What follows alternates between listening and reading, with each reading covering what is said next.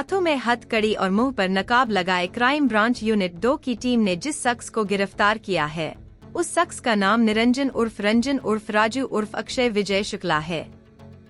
ये कोई मामूली अपराधी नहीं है। इस शातिर आरोपी ने सन 2008 में जब वालीव का नाइक पाड़ा मानिकपुर पुलिस स्टेशन अंतर्गत आता था तब इस आरोपी ने अपने दोस्त मनोज राज बिहारी शाह को अपने जूते की लेस से गला घोटकर उसका सर दीवार में पटक कर उसकी हत्या कर दी थी। यही नहीं, सन 2002 में इस आरोपी ने पश्चिम बंगाल के हल्दिया में अपनी सौतेली माव 3 भाइयों को भी जूते की लेस से गला दबाकर उनकी हत्या कर दी थी तथा यह शख्स नाम बदल बदल कर अलग अलग जगह रहता था, परंतु पिता के मरने के बाद उनकी जायदाद पाने की लालसा से अक्षय शुक्ला बिहार पाने गांव पहुंच गया, जहां उसने वोटर लिस्ट में अपना नाम चढ़वाया और इसी के आधार पर तकनीकी जानकारी व मुखबिरों द्वारा प्राप्त सूचना के आधार क्राइम ब्रांच 2 के पुलिस निरीक्षक समीर आहिरा राव उनकी टीम ने उसे घटना के 17 साल बाद गिरफ्तार कर लिया। वह इस बारे में क्राइम के सह पुलिस आयुक्त मदन भल्लाल ने जानकारी दी। है क्या कुछ जानकारी?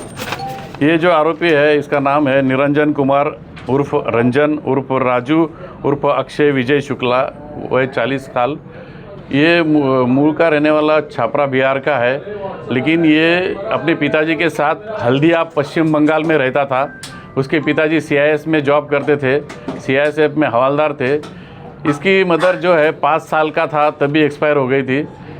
जब उसके पिताजी ने दूसरी शादी की तो जो पहली शादी से ये खुद आरोपी और उसकी बहन थी, लेकिन पिताजी ये बहन के तरफ और इसके तरफ ध्यान नहीं देता था।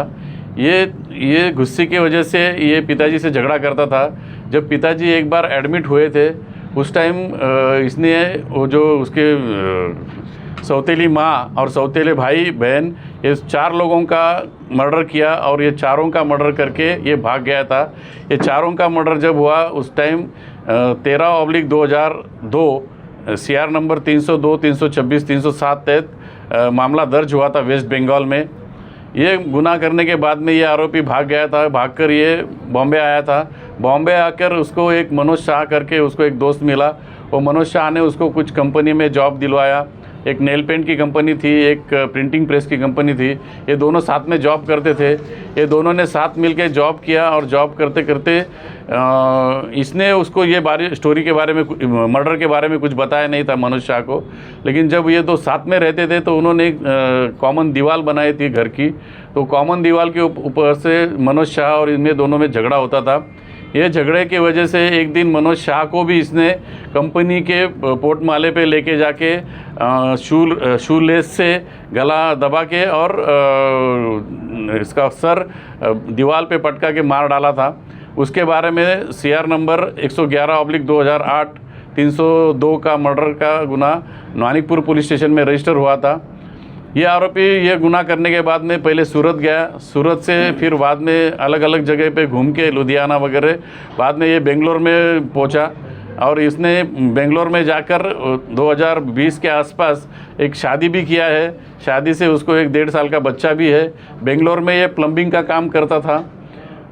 गांव के कुछ लोगों के संपर्क में वो कभी तो आया रहेगा, तो गांव के किसी ने बताया कि तुम गांव में तुम्हारी जो प्रॉपर्टी है वो तुमको मिल सकती है, और वो लालच की वजह से उसने वहाँ पे गांव में जाके आधार कार्ड बनाया और उधर का रेशन कार्ड, ये इलेक्शन कार्ड भी बनाया। इलेक्शन कार्ड में उसका नाम था। तो हमारी टीम हमेशा गांव जाती थी लेकिन उनको कुछ मिला नहीं था। जब इसने इलेक्शन कार्ड बनाया तो उनको पता चला कि ये जिंदा है, किधर तो है। तो हमारी टीम ने फिर उसका तांत्रिक जो विश्लेषण होता है, उसके जो रिश्तेदार हैं उनके फ़ोन नंबर्स ढूंढे और उनके नंबर में इसका नंबर कुछ मिलता है कि वो चेक किया। वैसे ही कुछ इन्फॉर्मर्स भी लगाए थे हमने, वो इन्फॉर्मर्स में भी हमें कुछ इन्फॉर्मेशन दी। उसके ऊपर जाकर हमने फिर बेंगलोर में इसको अरेस्ट किया और उसका अभी 27 मार्च 2025 तक उसका पुलिस कस्टडी रिमांड है। उसने ये जो गुनाह किया था, जो हल्दिया पश्चिम बंगाल का, वो करने के बाद में फरार रहते हुए ये दूसरा गुनाह किया है। इसके लिए इसको फांसी के नीचे कोई सजा हो ही नहीं सकती है। 2008 से लेकर बार-बार नाम बदले क्या विषय? हाँ, इससे बार-बार नाम बदलते था। ये सब नाम जो है निरंजन कुमार, रंजन, राजू, अक्षय, ऐसे नाम चेंज कर करके रहता था। लेकिन उसको जब आधार कार्ड बनाने की ज़रूरत पड़ी तो उसको उसका ओरिजिनल नाम जो है अक्षय शुक्ला वो बताना पड़ा।